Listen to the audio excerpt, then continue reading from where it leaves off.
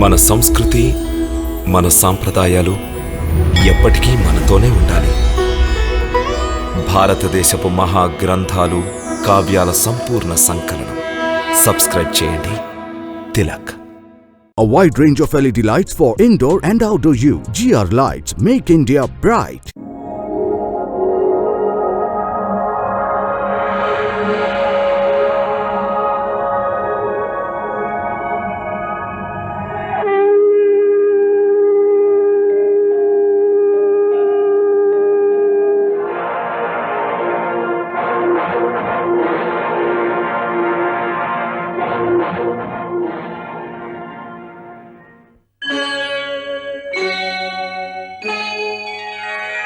Krishna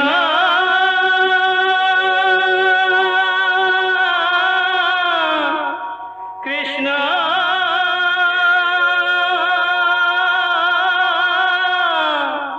Hare Krishna Hare Hare.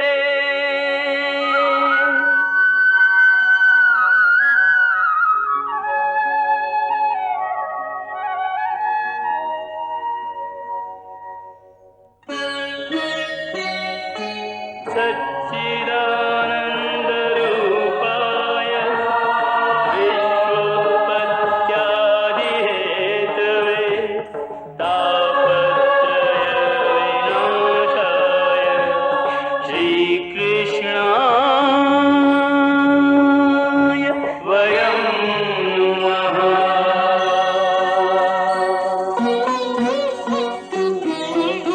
Shrikrishna Govind हरे मुरारे, हे नाथ नारायण वासुदेव. हरे कृष्ण राधे राधे कृष्ण कृष्ण कृष्ण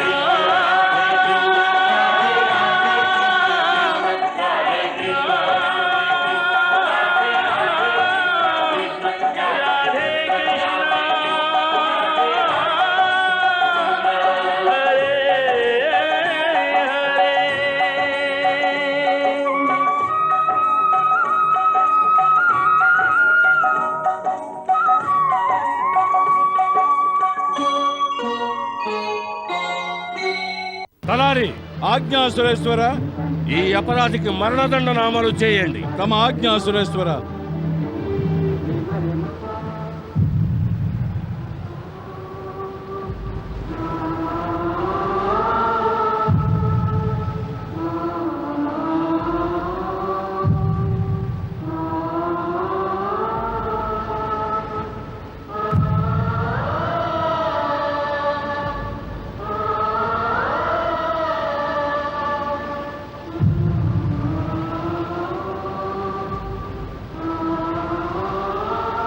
ఆగండి.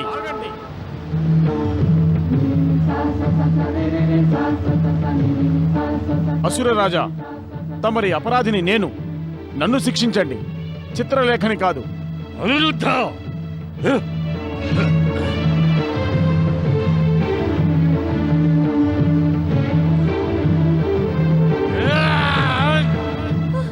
లేదు.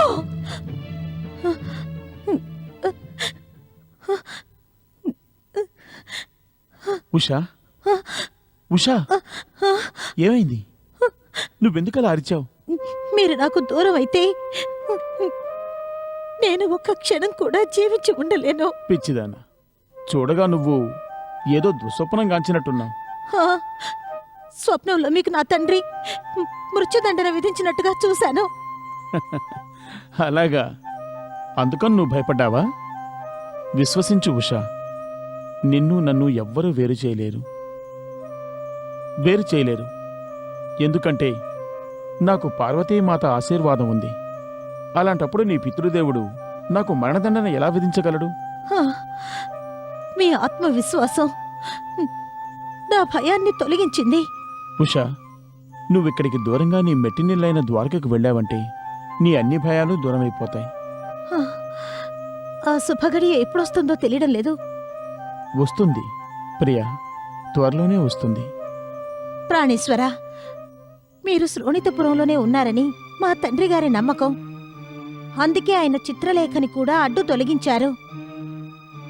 కాని చిత్రలేఖ ధైర్యం కోల్పోలేదు. అలాగే తను ఏ విషయమూ బయటికి చెప్పలేదు.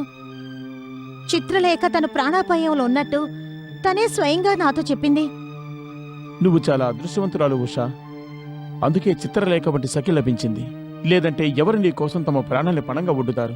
దేవర్షి నారదుళ్లాగే చిత్రలేఖ కూడా అదే సలహా ఇచ్చింది. నగరం బయటున్న శివమందిరానికి మనం ఏదో విధంగా వెళ్ళగలిగితే అక్కడ్నించి ద్వారకకి వెళ్లడం తేలికవుతుందని. కాని నేనక్కడికి ఎలా వెళ్ళగలను? మీరు ఒంటరిగా ద్వారకకి వెళ్ళాలనుకుంటే మీరు వెళ్ళొచ్చు. నేను ద్వారక్కి నీతోనే కలిసి వెళతాను, ఒంటరిగా కాదు. ఈ విషయంలో నేను నీ అంగీకారం కోసమే ఎదురు చూస్తున్నాను. నీవు అతి శీఘ్రమే వెళ్ళి నీ పితృదేవుని వద్ద ఆలయానికి వెళ్ళడానికి అనుమతి తీసుకో. నారాయణ నారాయణ. దేవర్షి, ప్రభువుల నాటకంలో సూత్రధారి పాత్రను తమరు మహారసవత్రంగా పోషిస్తున్నారు. ఇందులో నా గొప్పతనం ఏమీ లేదు దేవి. ప్రభువులు నాటకాన్ని రచించడమే అంత గొప్పగా రచించారు. ఈ నాటకంలోని ప్రతి ఒక్క పాత్రధారి తమ తమ పాత్రల్ని అద్వితీయంగా పోషిస్తున్నారు. అవును దేవర్షి, అటు చూడండి. ప్రభువుల ఈ ఉషా అనిరుద్ధుల నాటకంలోని నాటకీయతా లక్షణాలు కూడా ఎంత విలక్షణంగా ఉన్నాయో. అటు చూడండి, చూడండి. బాణాసురుని పాత్ర చిత్రీకరించడంలో అహంకారం, ఆత్మవిశ్వాసం, ద్వేషం, క్రోధం చొప్పించారు. అవును దేవి, ఇక్కడ అనిరుద్ధుడు అలాగే ఉషల భూమికల్ని ప్రభువులు ప్రేమరసంతో నింపేశారు. అవును దేవర్షి, వాటితో పాటు ఈ నాటకంలో మాయ, చమత్కారాలు కూడా ఉన్నాయి. ఉత్సుకత, ఉత్కంఠ కూడా ఉన్నాయి. ప్రభు, ధన్యోస్మి ప్రభు. ఇప్పుడు మిగిలిన ఉత్సాహం ఏమిటంటే, ఇప్పుడు ఉషా అనిరుద్ధులు శివాలయానికి వెళ్ళేటప్పుడు ఏం జరుగుతుందో అని. దేవర్షి, ఇప్పుడు ఈ నాటకంలోని అంతిమ పర్వం ప్రారంభమైంది. బాణాసురుడు శివుని వద్ద మహాయుద్ధాన్ని వరంగా పొందాడు. ఆ వరం నెరవేరే సమయం ఇప్పుడు ఆసన్నమైంది. బాణాసురుని అహంకారం వాస్తవానికి అదృశ్య సహస్ర బాహువులు ధరించి ఉంది. వాటిని ఖండించే సమయం ఆసన్నమైంది. చిత్రలేఖ చేసిన పనికి న్యాయం లభించబోతున్నది. అలాగే ఉషా అనిరుద్ధుల వివాహం కూడా సాఫల్యం చెందబోతున్నది. నారాయణ నారాయణ. దేవర్షి, దేవి, కాలం మహాబలీయమైనది. జరగవలసినది నిశ్చితమయ్యున్నది. అందుకని సమయానికి ముందే ఏదీ జరగదు. కాలచక్రం తన గతిలోనే సాగుతుంది. దానిలో ఎవరూ జోక్యం చేసుకోలేరు. ఎవరు తమకు తాము కాలం కంటే బలవంతులమనుకుంటారో, అలాగే ఎవరు మూర్ఖత్వంతో సమయమనే కాలచక్రాన్ని ఆపడానికి ప్రయత్నిస్తారో వారా కాలచక్రంలోనే చిక్కుకుని నశించిపోతారు. భళా, ఆహాహా. కాలం నిశ్చిత సమయంలోనే తన ప్రభావాన్ని చూపుతుంది. కాలానికి ముందు ఎవరైనా శిరస్సు వంచాల్సిందే. దేవి, దేవర్షి, మీ ఇరువురికీ తెలుసు కాలం నా అవతారమేనని. నేనే కాలాన్ని, భూతకాలాన్ని నేనే, వర్తమానాన్ని నేనే, భవిష్యత్తును కూడా నేనే. నేను నిన్న ఉన్నాను, నేడు ఉన్నాను, రేపూ ఉంటాను. కాని బాణాసురుడాదిగా ఎవ్వరూ ఉండరు. కాలప్రవాహంలో అందరూ కలిసిపోతారు. బాణాసురుని వంటి అహంకారులు కాలమహిమను తెలుసుకోలేరు. అందుకని కాలాన్ని సవాలు చేస్తూ బాణాసురుడు ఉష శివాలయాన్ని దర్శించడానికి అనుమతిని అవశ్యం ఇస్తాడు. ప్రణామం మహారాజా. ప్రణామం పితృదేవా. నాకేమిటి ఆజ్ఞ మహారాజా? నువ్వు ఉషని దేవాది దేవుడైన శివుని దేవాలయానికి తీసుకువెళ్లాలనుకుంటున్నావుగా? అవును మహారాజా. దేవాలయ ప్రాంగణంలో అడుగు పెట్టగానే మనసుకు దివ్యతృప్తి ప్రాప్తిస్తుంది. నువ్వు కావాలనుకుంటే ఈవేళే ఉషని శివాలయానికి తీసుకువెళ్లొచ్చు. అవును చిత్రలేఖ, నీవే స్వయంగా వెళ్లి రాకుమారి ఉషకు ఈ శుభ సమాచారాన్ని అందించు. నేడే, ఇప్పుడే, ఈ క్షణమే ఆమె శివాలయానికి వెళ్ళొచ్చు. తమ ఆజ్ఞ మహారాజా. చిత్రలేఖ, కాని ఒక్క విషయం బాగా గుర్తుంచుకో, తిరిగి ఉషని రాజమందిరానికి తీసుకొచ్చే బాధ్యత నీదే. హఠాత్తుగా ఉషని శివాలయానికి తీసుకెళ్లమని మహారాజు నాకు ఆజ్ఞను ఎందుకిస్తున్నాడు? అవశ్యం ఇందులో ఏదో బాణాసురుని కుటిలత్వం ఉండే ఉంటుంది. చిత్రలేఖ, శివాలయ పవిత్ర వాతావరణంలో అడుగు పెడుతూనే ఉషకి దివ్యమైన సంతృప్తి, మాకు శాంతి లభించవచ్చు. అవశ్యం మహారాజా. ప్రణామం మహారాజా. ప్రణామం పితృదేవా. సుఖీభవ. మహామంత్రి, చిత్రలేఖ మనసులో ఉన్న విద్రోహపు ఆలోచనల గురించి మేము గమనించాం. అవును మహారాజా, నేను కూడా చిత్రలేఖ మనస్సులోని ఆ ఆలోచనల్ని గమనించాను. అవి కళ్లకు కట్టినట్టుగా కనిపిస్తున్నాయి. నా కుమార్తె తమకు ద్రోహం తలపెడుతున్నందుకు నేను చాలా విచారిస్తున్నాను మహారాజా. మహామంత్రి, తమరు దేశభక్తులని మాకు బాగా తెలుసు. ఇవన్నీ చూశాక మీ మనసులో ఎటువంటి తుఫాను చెలరేగుతోంది? మహారాజా, మహామంత్రి, మా వేదనలన్నిటి గురించి తమరికి బాగా తెలుసు. తమ వేదనల గురించి కూడా మాకు బాగా తెలుసు. అవును మహారాజా, మన ఇరువురి మనస్సుల్లోని బాధ, వేదన ఒకటే. మహారాజా, మనం నిజంగా దురదృష్టవంతులైన తండ్రులం. మన కుమార్తెలే మనకు ద్రోహం చేస్తున్నారు. మర్చిపోండి మహామంత్రి, పితాపుత్రికల బంధాన్ని. దుర్భాగ్యవశాన మనం రాజశాసకులం. శాసకుడికి ఏ సంబంధం ఉండదు మహామంత్రి. శాసకుడి సంబంధం కేవలం రాజ్యహితవుతోటే ముడిపడి ఉంటుంది. అవును మహారాజా, తమరు సత్యం వచించారు. శాసించే వాని హృదయంలో మమకారం ఉండకూడదు. నాకు తెలుసు మహారాజా, నాకు బాగా తెలుసు. తమరు కూడా నావలనే తమ మనస్సును, తమ మమకారాన్ని చంపుకున్నారు. మహారాజా, ఇప్పుడీ హృదయంలో దయ, జాలి, సానుభూతి, ప్రేమ ఏవీ జీవించలేవు. మహారాజా, నేను అంతిమ ప్రణామానికి సిద్ధంగా ఉన్నాను. నేను సిద్ధంగా ఉన్నాను మహారాజా. మహామంత్రి కుమ్హాండా, తమరంటే మాకు ఎనలేని గౌరవం, గర్వం కూడా. ప్రత్యక్షంగా మాయాసురా, ప్రత్యక్షంగా నేను బాణాసురుని నిన్ను ఆదేశిస్తున్నాను. ప్రత్యక్షంగా.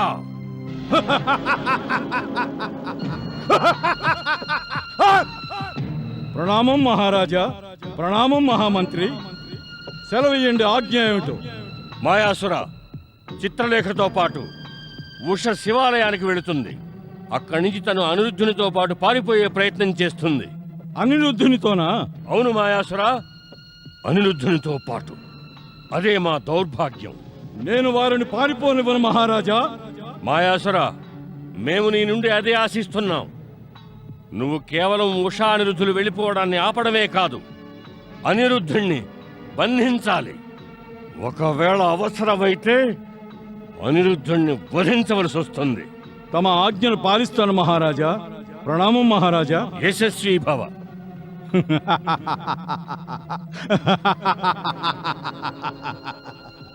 మహామంత్రి కుమ్హాండా, సెలవేయండి అసురరాజా. ఏమిటి ఆజ్ఞ? మహామంత్రి, మన ఇరువురి కుమార్తెలు మన కళ్ళలో దుమ్ము కొట్టాలనుకుంటున్నారు. వాళ్ళు పన్నిన వలలో వాళ్లే చిక్కుకుంటారని వాళ్ళకి తెలియదు.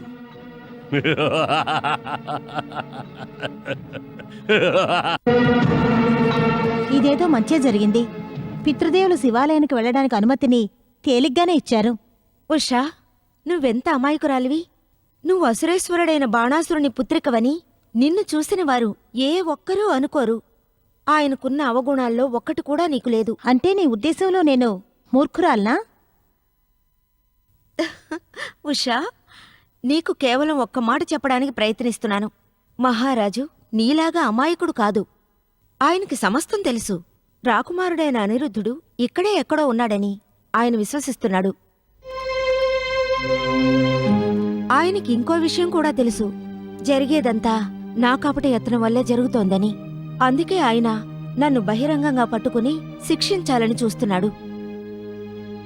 అందుకే ఆయన నాకు ఈ బాధ్యతను అప్పగించాడు. నేను నిన్ను నాతో పాటు శివాలయానికి తీసుకెళ్లి సురక్షితంగా వెనక్కి తీసుకురావాలని. అంటే దాని అర్థం, ఒకవేళ నేను ఉష శివాలయం నుంచి పారిపోతే అప్పుడు నువ్వు చిక్కుల్లో పడతావు. అసురేశ్వరుడు తప్పక నీకు మరణశిక్ష విధిస్తాడు.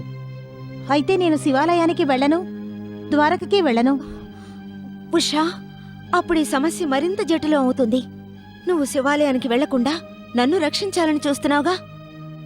కానీ ఒకవేళ రాకుమారుడైన అనిరుద్ధుడు ఇక్కడ పట్టుబడితే అప్పుడు రాకుమారుడితో పాటు నేను ఇద్దరం సంకటంలో పడతాం. మనం ఇప్పుడేం చేద్దాం? ఏదన్నా ఆలోచిద్దాం.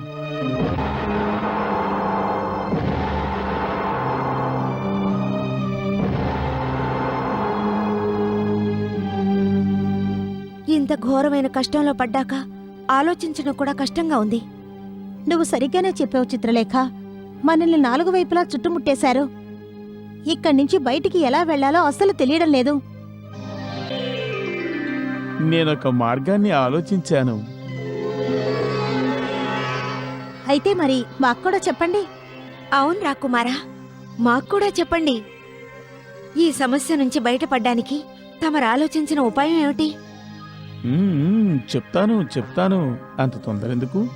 మరెప్పుడు చెప్తారు? ముందు శివాలయానికి వెళ్ళడానికి పల్లకీని ఏర్పాటు చేయించు. నాకు అర్థమైంది. మీరు పల్లకీలో దాక్కొని నాతో వచ్చేస్తారు.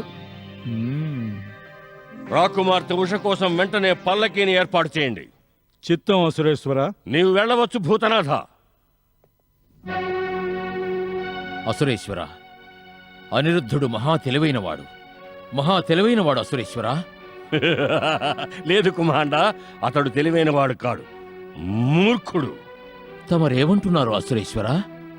అతడు ఇంతవరకు అందరి కళ్ళల్లోనూ దుమ్ము కొడుతున్నాడు. ఆ అనిరుద్ధుడు మూర్ఖుడు ఎలా అవుతాడు అసురేశ్వర? లేదు కుమాండా, వాడు మూర్ఖుడే. స్వయంగా మూర్ఖుడైన వాడు ఇతరుల్ని మూర్ఖులనే అనుకుంటాడు. అసురేశ్వర, తమరు కూడా అనిరుద్ధుడిని మూర్ఖుడని భావిస్తున్నారు కదూ? మరి దాని అర్థం చెప్పాలంటే... మహామంత్రి కుమాండా, క్షమించండి అసురేశ్వర. అడ్డమైన మాటలు మాట్లాడి మా క్రోధాన్ని పెంచవద్దు కుమాండా. వెళ్ళు. పల్లకి శివాలయం చేరడానికి ముందే దారిలోనే దాన్ని ఆపి శోధించు. అనిరుద్ధుణ్ణి బందీని చేసి మా చరణాల చెంతకు చేర్చు. మా శత్రుపౌత్రుని శిరస్సుని మా పరతాళనం చేయాలని ఉత్సాహంగా ఉన్నాం. వెళ్ళు. తమ ఆజ్ఞ అసురేశ్వర.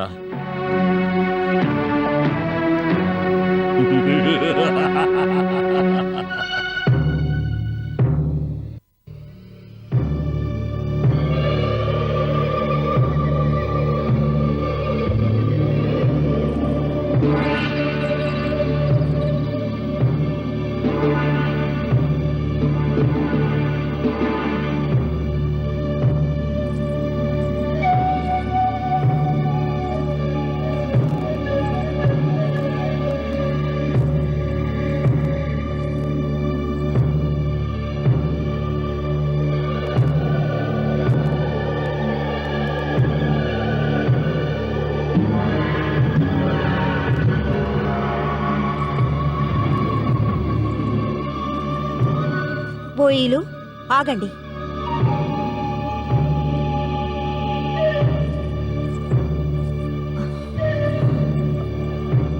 ఉషా, ఏమైంది చిత్రలేఖ? పల్లకిని ఎందుకు ఆపారు? ముందేదో అపాయం గోచరిస్తోంది. కాపలా వాళ్ల నుంచి తప్పించుకుని మనం ఇక్కడి దాకా చేరుకున్నాం. కానీ ఇప్పుడు క్లిష్టమైన కాపలా ఉంది. ఇప్పుడెలా? రాకుమారుని చుట్టుముడతారేమో. ఆయన పేరు కూడా ఎత్తకు. కావాలంటే భగవంతుని పేరు తలుచుకో. ఇక్కడి నుంచి మనం సురక్షితంగా బయటపడితే రాజమందిరం పరిసరాల నుంచి బయటపడతాం. ఈశ్వరుడు తలిస్తే మనం ఎలాగైనా బయటపడతాం. అవశ్యం సఫలమవుతాం ఉషా, అవశ్యం సఫలమవుతాం. కానీ ముందు నువ్వు నీ కలవరపాటుని బయటపడనివ్వకు. ఎవరైనా నీ ముఖంలో ఉన్న ఈ కలవరపాటును చూశారంటే మన ప్రణాళికంతా వ్యర్థమవుతుంది. అలాగే ఉషా, భగవంతుణ్ణి ప్రార్థించు మనం ఈ సంకటంలోంచి బయటపడాలని. పదండి బోయిలు.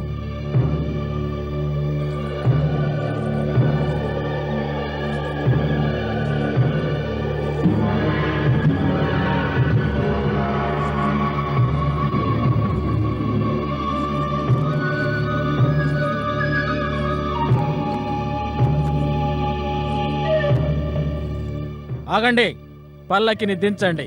మేం పల్లకిని శోధించాలి.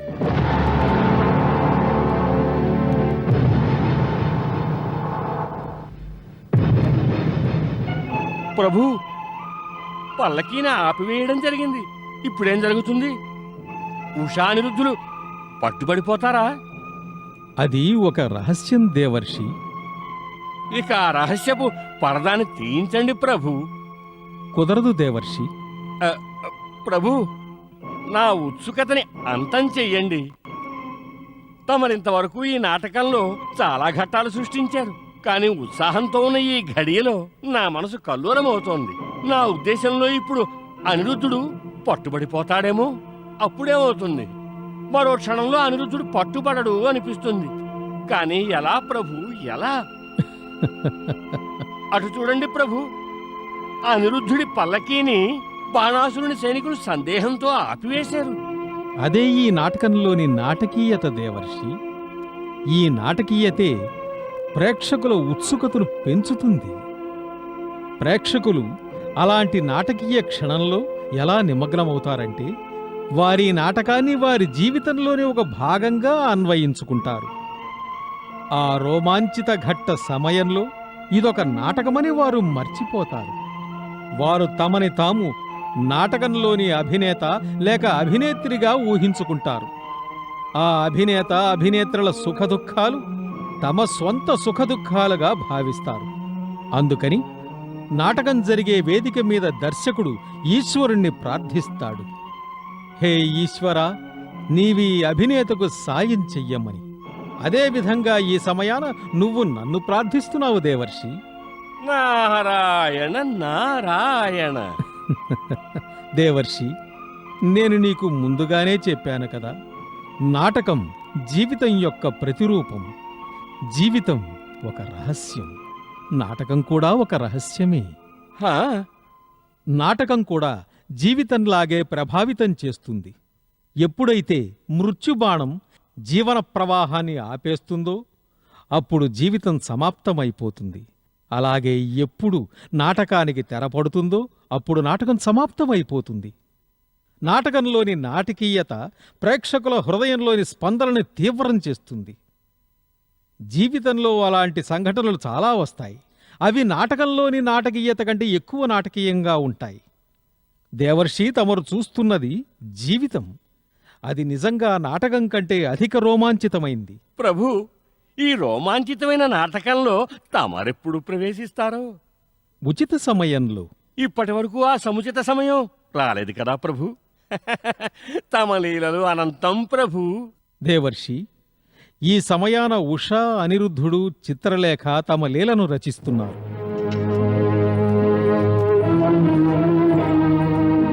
ద్వారపాలక, నువ్వు రాకుమార్తె ఉష పల్లకీని తనిఖీ చేస్తావా? అసురేశ్వరుడి ప్రతాపం గురించి నీకు తెలీదా? రాకుమారి ఉష నీ గురించి చెప్పిందంటే అసురేశ్వరుడు మీ అందరి తలల్ని ఖండించి వేస్తాడు. క్షమించండి చిత్రలేఖ గారు, మేము పల్లకీని తనిఖీ చేయకుండా మీరు ముందుకు వెళ్ళడానికి ఆజ్ఞనివ్వటం కుదరదు. ఏమిటి?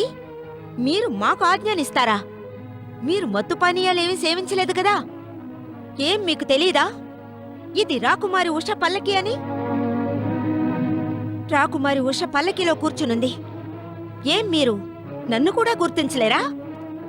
నేను మహామంత్రి కుమహాండుని పుత్రిక చిత్రలేఖని. మా పితృదేవులతో చెప్పి మిమ్మల్ని విధుల నుంచి తప్పిస్తాను. పెద్ద కాపలాదారులు బయలుదేరారు. పిలవండి మహామంత్రిని. వారిని పిలవాల్సిన అవసరం లేదు, వారు ఇక్కడే ఉన్నారు.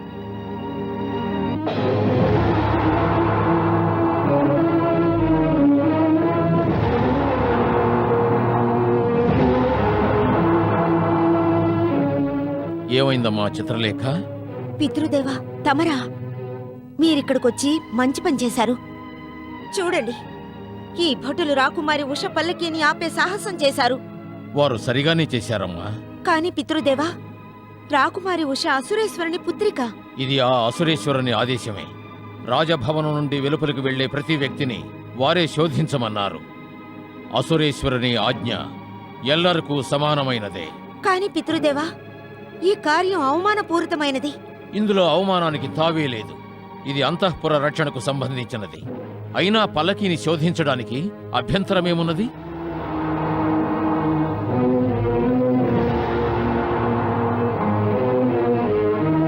చిత్రలేఖ, నువ్వు మహామంత్రి కుమార్తె వయ్యుండి రాజాజ్ఞను ఉల్లంఘించాలని చూస్తున్నావు. ఇది ఎంతమాత్రం సముచితం కాదు. ఇప్పుడు నేనే స్వయంగా పల్లకీని శోధిస్తాను.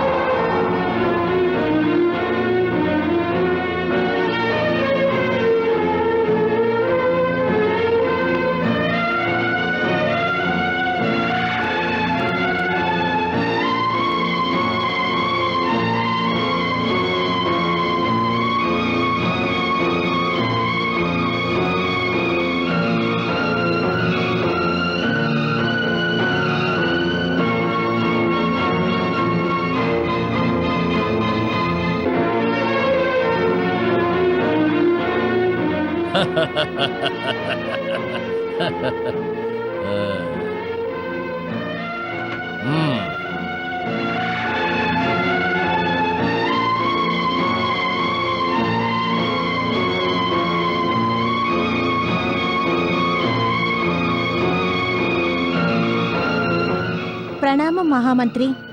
ప్రణామం.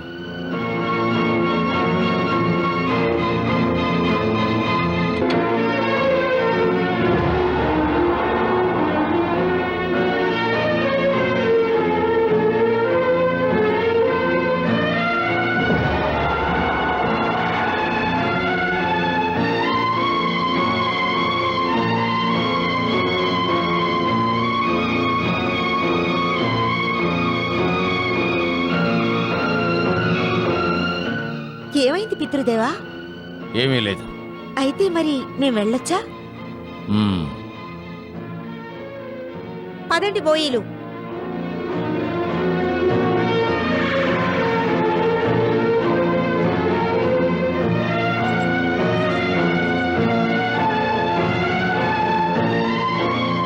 నారాయణ నారాయణ, ఇదేదో అద్భుతంలా ఉంది ప్రభు. అనిరుద్ధుడు పల్లకీలోనూ లేడు. మరతడు ఎక్కడికి వెళ్ళాడు ప్రభు? దేవర్షి, ఇందులో అద్భుతమేమీ లేదు. కేవలం బుద్ధి యొక్క ఉపయుక్త ప్రయోగం. అంటే అంటే అదే దేవర్షి, మానవులలోని అత్యుత్సాహం ఒక్కోసారి పిచ్చివాణ్ణి చేస్తుంది. దేనిని అతడు కోరుకుంటాడో అదే సత్యమవుతుందని అతడికి నమ్మకం కలుగుతుంది. అయితే అతడి కోరికలోని కొద్దిపాటి పరివర్తనం కూడా అతన్ని కలవరపరుస్తుంది. అప్పుడు ఎదురుగా ఉన్న కోరుకున్న వస్తువు కూడా అతడికి కనిపించదు. అదే జరిగింది ప్రభు. అలాగే జరుగుతుంది. మానవుడు ఏదైనా వస్తువును వెతికినప్పుడు అది అక్కడే ఉంటుంది, కానీ అది అతడికి కనిపించదు. దానికి కారణం అత్యుత్సాహం, భయమును. భళా ప్రభు భళా. అవును, అదే స్థితిలో ఇప్పుడు కుంభాండు అతని ద్వారపాలకులు ఉన్నారు. అందుకే అనిరుద్ధుడు వారికి కనిపించలేదు. ప్రభు, ఇది సరే. అనిరుద్ధుడు ఆ అసురుల చేతికి చిక్కకుండా ఈసారి బయటపడ్డాడు. కానీ అసురులు రాకుమారుడైన అనిరుద్ధుణ్ణి వెతకడానికి, అతన్ని పట్టుకోవడానికి ఆకాశాన్ని పాతాళాన్ని ఏకం చేస్తారుగా. అప్పుడే నాటకం రక్తి కడుతుంది దేవర్షి. నారాయణ నారాయణ, కానీ అనిరుద్ధుడు ఈ క్షణంలో ఎక్కడున్నాడు ప్రభు? బాణాసురుడు అతన్ని పట్టుకోవడంలో సఫలుడు కాగలుగుతాడా? దేవర్షి, తమరు ఈ నాటకాన్ని ఎంతో ఆస్వాదిస్తున్నారు. ఇప్పటి నుంచే నాటకం యొక్క అంతం చూడాలని ఉత్సుకతతో ఉన్నారు.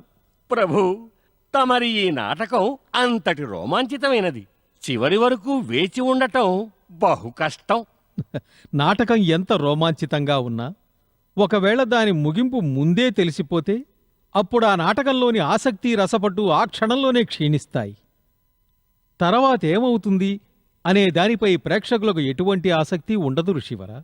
ఈ విషయం కేవలం ఉషా అనిరుద్ధుల దివ్యప్రేమ నాటకానికే పరిమితం కాదు, సమస్త ప్రేమజీవులకు మార్గదర్శకమవుతుంది. ఆహాహాహా! ఈ సృష్టి చక్రం అనిశ్చితికి కేంద్రం. అది నిరంతరం పరిభ్రమిస్తూనే ఉంటుంది. ఎలాగంటే ఈ పృథ్వీమండలం గ్రహమండలం పరిభ్రమిస్తున్నట్టుగా. భళా ప్రభు భళా, తమరిప్పుడు సృష్టి చక్రాన్ని ఎంత గొప్పగా తిప్పారు.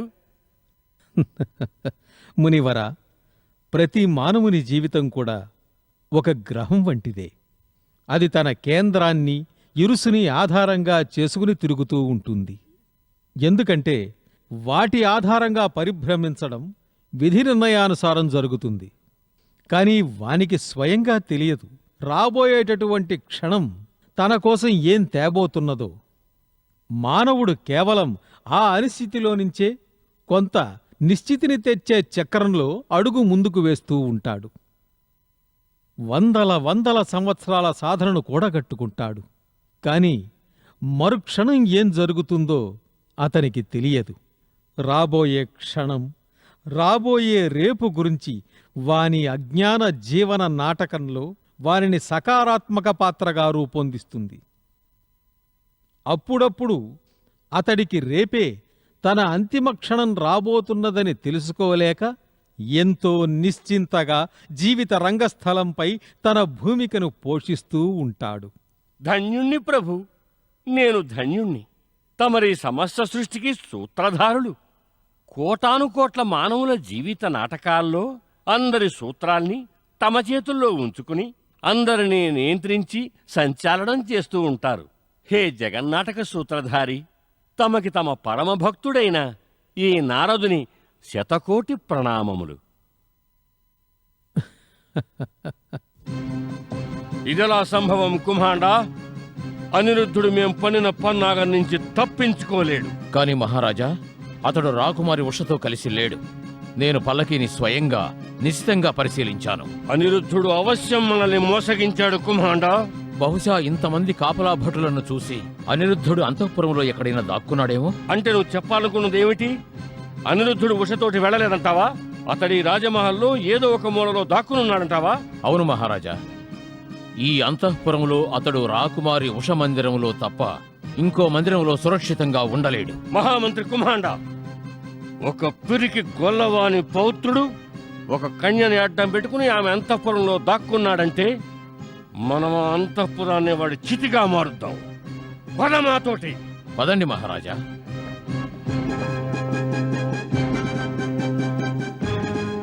అనిరుద్ధ, ఓరి పిరికి గొల్లవాని పౌత్ర, నీ లజ్జావిహీనమైన ముఖాన్ని దాచుకుని ఇక్కడే ఉన్నావని మాకు తెలుసు.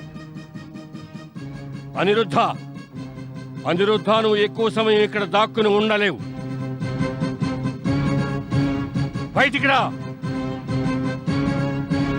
అనిరుద్ధ, మేము రావడం తెలుసుకుని పాములాగా ఎక్కడో దాక్కున్నావా?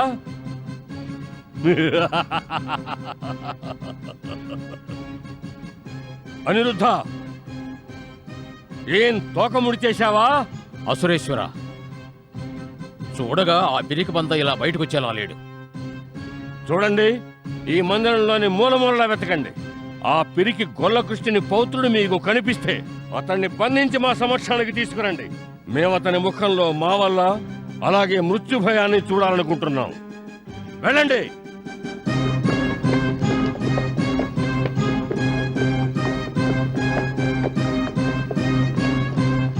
అక్కడ ఒకసారి వెతకండి వాణ్ణి. దొరికాడా లేదా ఆ ధూర్తుడు? మన చేతుల్లో నుంచి ఎలా తప్పించుకు వెళ్ళగలడు అసురేశ్వర? మేము వాణ్ణి వెతికి పట్టుకుంటాం.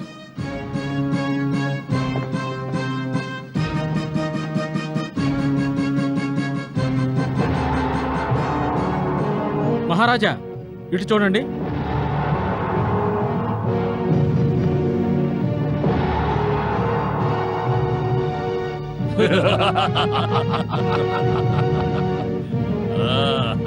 ఆఖరికి వేట మన చేతికి చిక్కింది కుమాండా.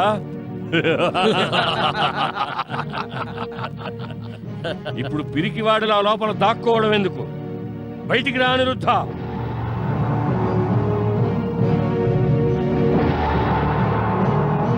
అనిరుద్ధ, బయటికి రా, త్వరగా బయటికి రా.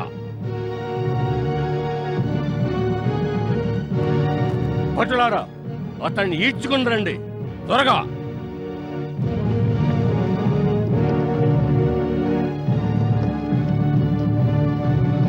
శత్రువు ఎంత తెలివైన వాడైనప్పటికీ బాణాసుని కళ్ళల్లో దుమ్ము కొట్టలేడు.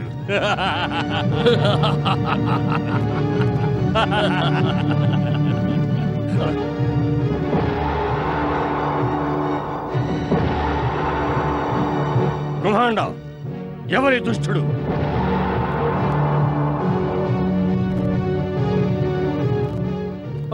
సురేశ్వర, ఇతడు బోయి. అంటే దీని అర్థం అనిరుద్ధుడు బోయిల వేషంలో పారిపోయాడా?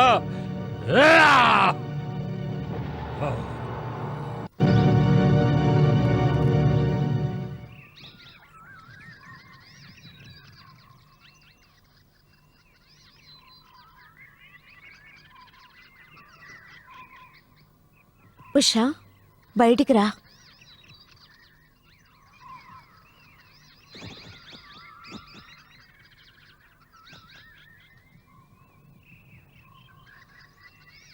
సైనికులారా, బోయిల్లారా, మీరు వెళ్ళి విశ్రాంతి తీసుకోండి.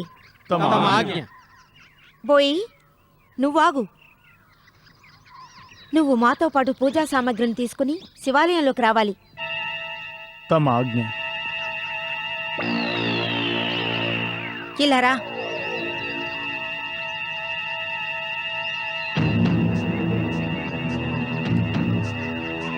పదండి.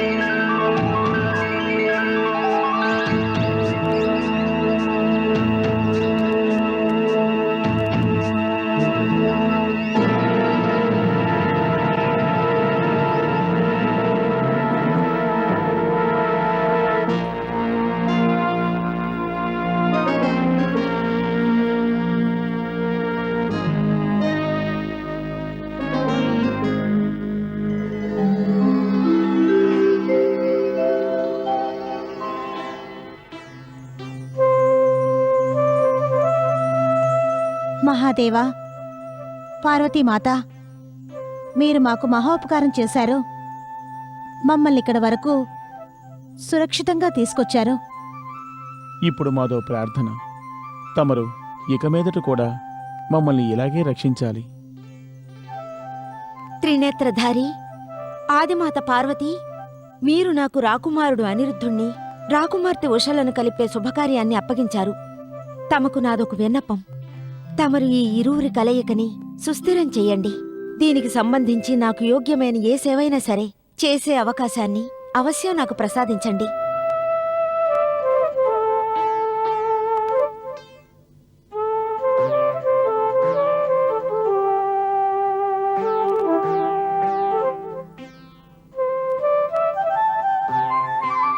పదండి, త్వరగా పదండి.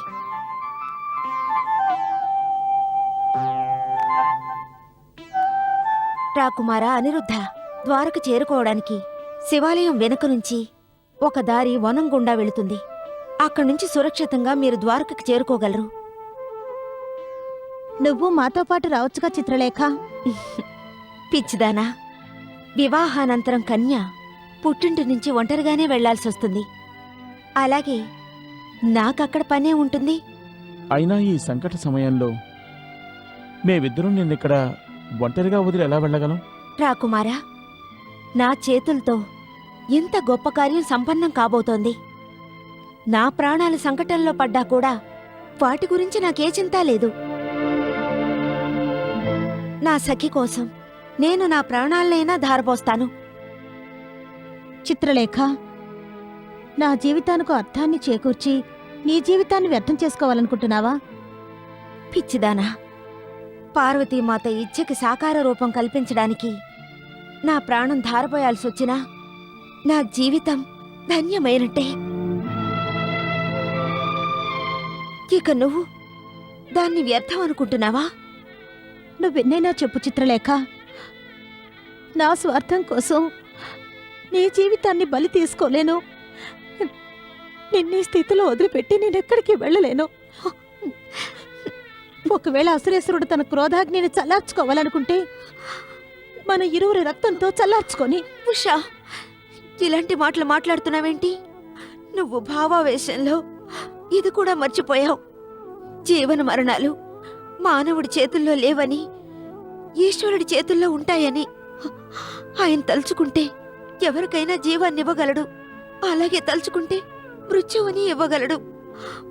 ఉషా, ఈశ్వరుడి ఇచ్చ ఉంటే ఒక చిన్న చీమ ఏనుగు కాలి కింద కూడా జీవించే ఉండగలదు.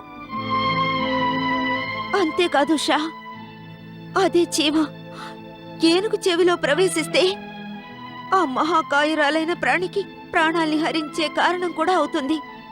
చిత్రలేఖ, నువ్వీ మాటల్ని నీ గుండెల్ని రాయి చేసుకుని చెప్తున్నావు. నువ్వు కూడా నన్ను ఒక్క క్షణం కూడా విడిచి ఉండలేవని నాకు బాగా తెలుసు. నీ లోపల పొంగుకొస్తున్న దుఃఖాన్ని, వీడలేని మమకారాన్ని నీ కళ్ళల్లో తొంగి చూస్తున్న అశ్రువుల్లో గమనిస్తున్నాడు చిత్రలేఖ. చిత్రలేఖ, నేను నిన్ను వదిలిపెట్టి వెళ్ళలేను చిత్రలేఖ. నేను వెళ్ళలేను.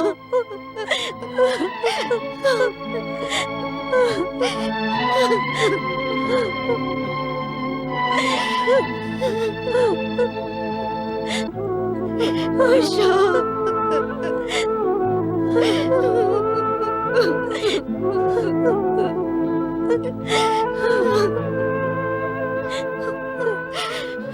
లేదు రాకుమారా, ఈమెను సముదాయించు. ఉషా, రాకుమారా, ఉష నా సఖే కాదు, నా జీవితానికి ఓ సంపద. ఈమె మనసు కష్టపడకుండా చూసుకోండి. చిత్రలేఖ, నేను నీ ఈ అమూల్య సంపదని ఎప్పుడూ నా హృదయంలోనే దాచుకుంటాను. రాకుమారా, నా సఖి ఉష మమతానురాగాలు మూర్తీభవించిన ఒక బొమ్మ. ఏమాత్రం కష్టం కలిగించినా తట్టుకోలేదు. రాకుమారా, అందుకని ఆమె జీవితంలో ఎన్నడూ దుఃఖం కలిగించుకు, ఎప్పుడూ సుఖాన్నే ఇవ్వు. చిత్రలేఖ, నీకు నా మీద, నా బాహుబలం మీద నమ్మకం లేదా? నన్ను నమ్ము చిత్రలేఖ. నేను ఉషని జాగ్రత్తగా చూసుకుంటాను. తనకి ఏ కష్టమో కలగకుండా ఎప్పుడూ పువ్వుల్లో పెట్టి చూసుకుంటాను. రాకుమారా, నాకు తమపై పూర్తి నమ్మకం ఉంది. అందుకే నేను మా ఉష చేతిని నీ చేతికి అప్పగిస్తున్నాను.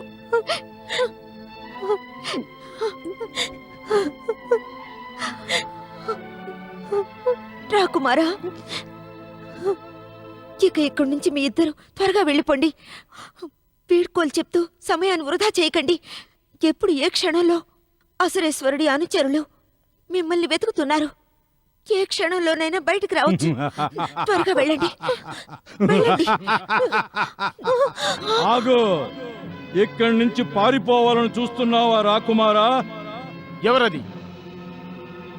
నా ముందుకు ఎందుకు రావడం లేదు? ముందుకు రా.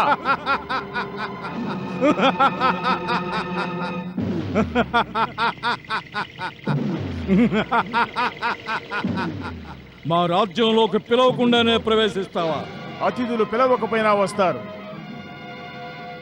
కానీ యజమాని అనుజ్ఞ లేకుండా వెళ్ళలేవు.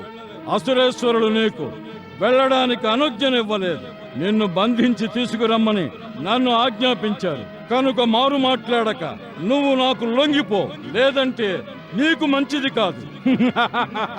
అలాగా? ఏం చేస్తావు నువ్వు?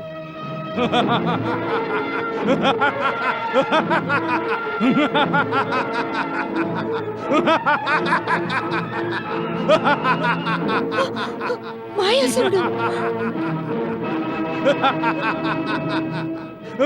మాయాసురుడు మాయాసురుడా?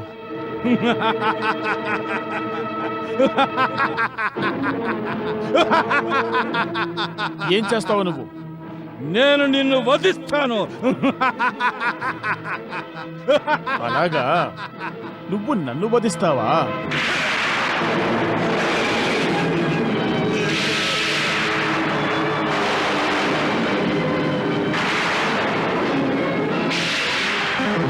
అనిరుద్ధ,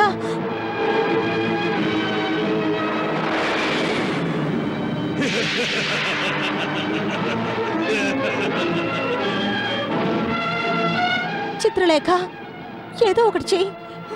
ఉషా, నేను ప్రయత్నిస్తూనే ఉన్నాను.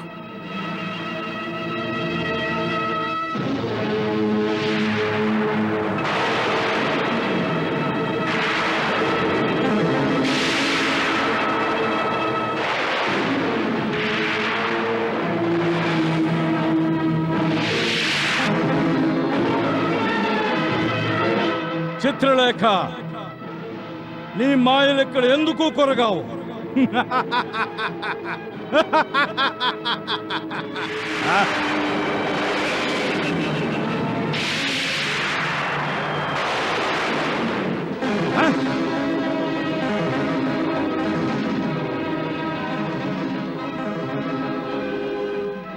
ఎక్కడికి వెళ్ళాడు? అనిరుద్ధ,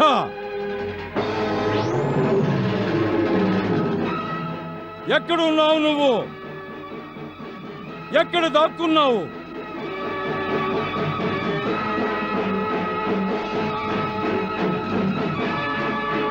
కుర్రకొంక, మర్యాదగా బయటికి రా.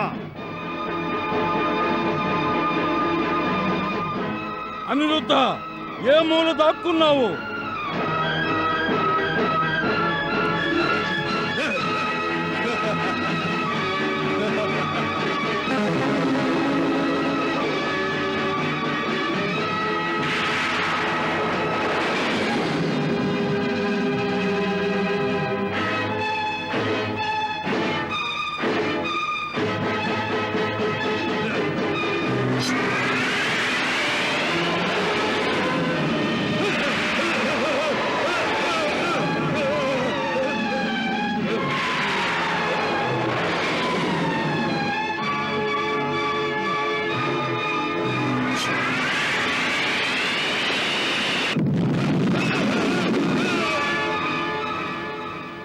కృష్ణ